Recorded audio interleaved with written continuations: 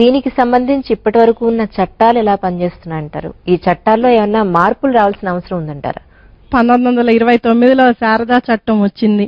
ఆ చట్టం వచ్చినప్పుడు అందరూ భయపడిపోయి అమ్మో బాల్య వివాహాలు చేయకూడదట, మన మద్రాసు రాష్ట్రంలోనే పోయి ఆనాంలోనో ఇంకో ఎక్కడో చేసుకునేవాళ్ళు. అది వచ్చినప్పుడు దాంట్లో ఇన్నేళ్ల కాలంలో ఎప్పుడు కూడా పెద్దగా శిక్షలు పడినా లేవు. దాంట్లో శిక్ష కూడా చాలా తక్కువ, మాక్సిమం 1000 రూపాయలు, మాక్సిమం 3 నెలలు జైలు శిక్ష ఉండేవి. మరి అది అయిపోయాక ఇంత గొడవ చేస్తే 2006లో మనకి బాల్య వివాహ నిరోధక చట్టం, prohibition of child marriage act వచ్చింది. ఈ 6 ఏళ్లలో కూడా ఈ చట్టాన్ని అతి బాగా ఉపయోగించుకునే చాలా తక్కువ. మేము ఫైల్ చేస్తున్నాము ఈ చట్టాల మీద. మేము వరంగల్ జిల్లాలో 53 కేసులు వేస్తే ప్రతి ఒక్కటి అంటే ఎస్ఐ దగ్గర నుంచి జడ్జి వరకు మళ్ళీ చట్టం ఇవ్వాల్సిందే వాళ్ళకి ఒక కాపీ ఇచ్చిన. ఆయన 1929 చట్టం పెట్టకండి, అది అయిపోయింది, దాన్ని తీసేశారు, ఇది కొత్త చట్టం వచ్చింది, దీంట్లో చాలా మార్పులు తీసుకొచ్చాము, ఇది చదవండి అని చెప్పాల్సిన పరిస్థితిలో ఉన్నాం. అలాంటప్పుడు ఇప్పటిదాకా మేము వేసిన కేసెస్ అన్ని వీగిపోయాయి. తర్వాత రెండో విషయం ఏంటంటే, బై ద టైం హియరింగ్ వచ్చి కోర్టులో అన్ని వాదనలు ప్రతివాదనలు అయ్యేటప్పటికి ఈ అమ్మాయి కడుపుతూ ఉంటుంది. అది చూసేటప్పటికి జడ్జి గారు అంటారు, ఎందుకనమ్మా వాళ్ళని విడదీసి ఇప్పుడు ఈ అమ్మాయి జీవితం ఏం కావాలి, ఆ అమ్మాయిని నిర్ణయించుకోనిండి, 18 ఏళ్ల వరకు ఆ అమ్మాయి ఎక్కడ ఉంటుందో అక్కడ నిర్ణయించుకుని వదిలేసేయండి. మేం పెట్టిన కేసులన్నిట్లోనూ ఇదే కాకుండా నేను 2005లోనే 60 కేసెస్ ఎన్హెచ్ఆర్సీకి, నేషనల్ హ్యూమన్ రైట్స్ కమిషన్ కి వేయడం జరిగింది. అప్పటికి ఇంకా ఈ యాక్ట్ లో మార్పు రాల. ఆ 60 కేసుల్లోనూ ఒక్క 8 కేసులు తప్ప ప్రభుత్వం మీద ప్రెషర్ తెచ్చినా ఆపలేకపోయారు. చట్టం ఏం చెప్పింది అంటే, దాంట్లో ఖచ్చితంగా బాల్య వివాహ నిరోధక అధికారులను వెయ్యండి, వేసి వాళ్ళ ద్వారా పెళ్లిళ్లు ముందే తెలుసుకుని ఆపండి, అవేర్నెస్ క్రియేట్ చేయండి అని అన్నది. ఇప్పుడిప్పుడే ఆ ప్రయత్నంలో మన గవర్నమెంట్ ఉంది.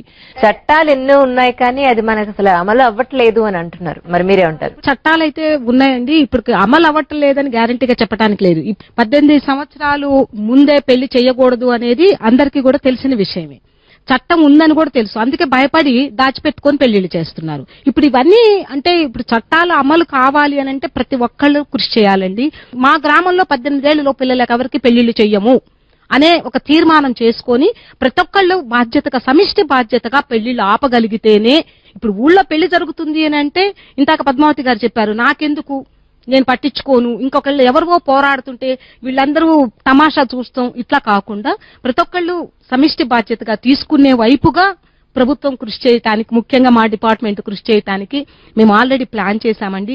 రాబోయే రోజుల్లో ఖచ్చితంగా అంటే మంచి రోజులు వస్తాయని మేము ఇంకా ఎక్కువ భాగం ఆపడానికి, జరగకుండా ఉండడానికి, కృషి చేయడానికి మా వంతు ప్రయత్నానికి మొదలు పెట్టాము. ఆల్రెడీ శ్రీకారం మొదలైంది. ఇప్పుడు ఆల్రెడీ కొన్ని గ్రామాల్లో మేము ప్రొటెక్షన్ కమిటీస్ ఫామ్ చేస్తున్నాము. ఈ తాండూరు, మహేశ్వరం, నవీపేట ఈ మండలాల్లో పెళ్లిళ్ళు ఆపాము. ఆపిన తర్వాత పిల్లల్ని వాళ్ళు యాక్సెప్ట్ చేయట్లేదు. పేరెంట్స్ ఆడపిల్లల్ని వాళ్ళు యాక్సెప్ట్ చేయట్లేదు. పెళ్లి చేసుకోకపోవడం అనేది, పెళ్లిళ్ళు ఆపడం అనేది ఆడపిల్ల తప్పేం లేదు. ఆ అమ్మాయిలని పంపించేస్తున్నారు. వాళ్ళు ఇలా హోముల్లో ఉంటున్నారు. నా దగ్గర 3 పిల్లలు ఉన్నారు అలాగా. ఒకటి నవీపేట మండలంలో ఆగిన పెళ్లి, ఇంకొకటి మహేశ్వరం మండలంలో ఒక పెళ్లి, 3 పిల్లలు. మేము ఎన్నిసార్లు ఫోన్లు చేసినా పేరెంట్స్ రానే రారు. ఈ అమ్మాయి ఏమో అమ్మని చూస్తానంటుంది, కొట్టుకుపోతుంది. మేము తీసుకెళ్లి చూపిస్తే కూడా నాకు అక్కర్లేదు, పెళ్లి వద్దని వెళ్ళిపోయావు కదా, నీ ఇష్టం వచ్చింది చేసుకో. ఈ భయానికి కూడా పిల్లలు అంటే ఇమోషనల్ బ్లాక్ మెయిలింగ్ అంటాం దీన్ని మామూలుగా సైకలాజికల్ భాషలో చెప్పాలి అంటే. పిల్లల్ని కొంత వీళ్ళు పేరెంట్స్, ఇదిగో నువ్వు చెప్పావంటే, బయటికి చెప్పావంటే, ఈ పెళ్లి చేసుకోకపోయావంటే నిన్ను మేము చూడడం తర్వాత అనేటువంటి ఇమోషనల్ బ్లాక్ మెయిలింగ్ ఒకటి ఎక్కువైపోతుంది. కేవలం ఒక చట్టమో, ఒక ప్రభుత్వమో, ఒక సామాజిక సంస్థలో చేసేది కాదు. అందరూ కలిసి కూర్చుని ఒక కాంప్రహెన్సివ్ ప్లాన్ తీసుకుని వచ్చి ఏం చేయాలో అవి అన్ని జరిగేటట్టుగా మళ్ళీ మానిటరింగ్, అది కూడా చాలా అవసరం. ఇవన్నీ చేస్తే తప్ప మార్పు రాదు. బాల్య వివాహ నిషేధ చట్టం ఏదైతే ఉందో దానికి అమెండ్మెంట్ పెట్టి దానికి కింద వరకు అమలు జరిపే యంత్రాంగాన్ని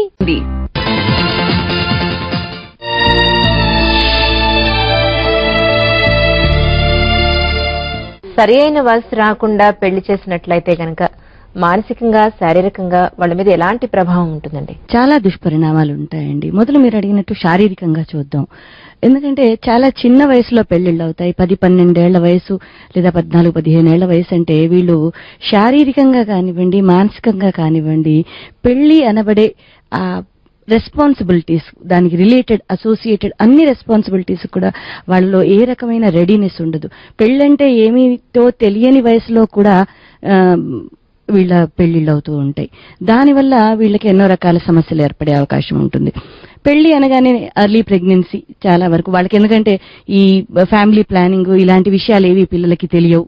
సో ప్రెగ్నెన్సీ, దాని రిలేటెడ్ ప్రాబ్లమ్స్ చాలా ఉంటాయి. ఇప్పుడు యునైటెడ్ నేషన్స్ సర్వేస్ చూస్తే 13 ఏళ్ల వయసులో ఉన్న పిల్లలు ఎవరైతే ఫస్ట్ ప్రెగ్నెన్సీ ఆ టైంలో ఇటు తల్లులు కానివ్వండి, పిల్లల యొక్క మోర్టాలిటీ రేట్ అనేది ఆల్మోస్ట్ 5 times ఎక్కువ రిస్క్ ఉంటుంది అని తెలిసింది. ఈవెన్ 15 to 19 లో ఆల్మోస్ట్ డబుల్ ద రిస్క్ అని వాళ్ళు చెప్పారు. సో ఇది చాలా ఒక పెద్ద సమస్య అండి.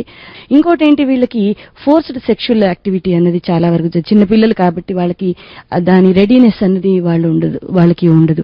దానివల్ల కూడా సైకలాజికల్ ట్రోమా దీనికి గురవుతూ ఉంటారు. దానివల్ల రకరకాల మానసిక సమస్యలు తలెత్తే అవకాశాలు ఉంటాయి. పోస్ట్ ట్రామాటిక్ డిజార్డర్ అండి, డిప్రెషన్ అండి, long term are short term ఎన్ని రకాల సమస్యలు ఏర్పడే అవకాశాలు ఉంటాయి. ఈ రకంగా ఇటు మానసికంగా కానివ్వండి, శారీరక కానివ్వండి, చాలా సమస్యలకు లోనవుతూ ఉంటారండి. బాల్య వివాహాలు జరగకుండా ఉండాలి అంటే మన ముందున్న తక్షణ కర్తవ్యం ఏంటంటారు? బాల్య వివాహ నిషేధ చట్టం ఏదైతే ఉందో దానికి అమెండ్మెంట్ పెట్టి దానికి కింద వరకు అమలు జరిపే యంత్రాంగాన్ని ఏర్పాటు చేయాలి. అసలు పెళ్లి చేయడం తప్పు, చట్టరీత్యా వ్యతిరేకం అనే ఒక పెద్ద క్యాంపెయిన్, ఒక సోషల్ క్యాంపెయిన్ నడవాల్సిన అవసరం ఉంది. దీని నుంచి వచ్చే ఫలితాలేంటి, దీని నుంచి మీరు ఎట్లా నష్టపోతారు, వ్యక్తిగతంగా ఆ పాప ఎట్లా నష్టపోతుంది, వ్యక్తిగతంగా తల్లిదండ్రులు ఎట్లా నష్టపోతారు, ఒక చిన్న వయసులో పెళ్లి చేయడం వల్ల జీవితాంతం ఈమె భారాన్ని ఆర్థికంగా ఆమె ఆరోగ్య సమస్యల రీత్యా మీరు ఎట్లా మోయాల్సి వస్తుంది అనే విషయం మీద ఒక చాలా సీరియస్ క్యాంపెయిన్ ని ప్రభుత్వం వైపు నుంచి నడపాల్సిన అవసరం. దానికి మిగిలిన వాళ్ళందరూ సహకరిస్తారు. ఆ సోషల్ అవేర్నెస్ జనరేట్ చేయకుండా చట్టం అమలు చేయడం కూడా సాధ్యం కాదు. శ్యామ్ సుందర్ గారు, అన్ని డిపార్ట్మెంట్స్ సమన్వయంగా చేయవలసిన పని ఇది. ఇక్కడ 2 ఇష్యూస్ ఉన్నాయి. ఆపడాలు ఇప్పుడు జరుగుతున్నాయి ఆ యొక్క యుద్ధ ప్రాతిపదిక మీద, అవి టెంపరరీ రిలీఫ్. కానీ నివారించడం అన్నది పర్మనెంట్ రిలీఫ్. అంటే ఇంకా 18 సంవత్సరాలు పిల్లలకు పెళ్లిళ్ళు అవ్వకుండా, అంటే అసలు ఆలోచనే రానికుండా చేయగలగడం అన్నది పెద్ద మన ముందున్న పెద్ద సవాలు. ఆ విధంగా కృషి చేయడానికి ప్రయత్నం చేస్తాం ఖచ్చితంగా. 40%, 47% అందరికీ తెలిసిందే అవుతున్నాయి బాల్య వివాహాలు. ఇప్పటిదాకా అయిపోయిన బాల్య వివాహ బాధితులు చాలా మంది ఉన్నారు. సో 2 రకాలుగా మన కర్తవ్యం ఉండాలి. ఒకటేంటంటే 18 ఏళ్ల లోపు పెళ్లైన ఆడపిల్లలందరికీ ఖచ్చితంగా రీహాబిలిటేషన్ మెజర్స్ ఉండాలి. తర్వాత 2వ దశగా మనము ఇక ముందు పిల్లలు పెళ్లిళ్ళకి కాకుండా ఉండాలి అంటే ఒక్కటేనండి, ఎడ్యుకేషన్ ఫర్ గర్ల్స్. ఇంకోటే మంత్రం లేదు. రక్షణ, చదువు, అవకాశాలు మనం కనుక పేరెంట్స్ ముందు పెడితే, పేరెంట్స్ రెడీగా ఉన్నారు పిల్లల్ని చదివించడానికి, పెళ్లిళ్ళు ఆపడానికి. అది మనం చేయగలిగే కనుక కనీసం 50-60% పెళ్లిళ్ళు ఆపగలం.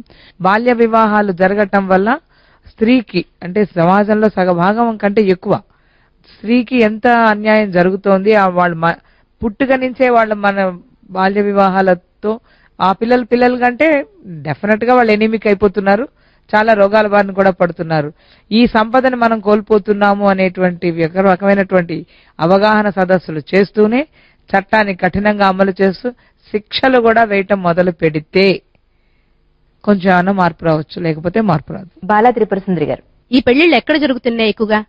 ఎక్కడైతే ఎడ్యుకేషన్ లేదో, ఎక్కడైతే మనీ లేదో, ఇటువంటి ప్లేస్లోనే ఎక్కువగా జరుగుతోంది. ఇప్పుడు కూడా గవర్నమెంట్ ఇలా చేసినప్పుడు స్లమ్స్ లోకి వెళ్ళాలి. ముఖ్యంగా ఏ విధంగా వెళ్ళాలి? ఆశా వర్కర్స్ ద్వారా అనండి, ఎన్జిఓస్ ద్వారా కానీ వాళ్ళకి పబ్లిసిటీ, వాళ్ళకి ఎక్కువ రీచ్ అవ్వాలి. చదువుకున్న వాళ్ళు ఎవరు ఈ అవివేకమైన పనులు చెయ్యరు.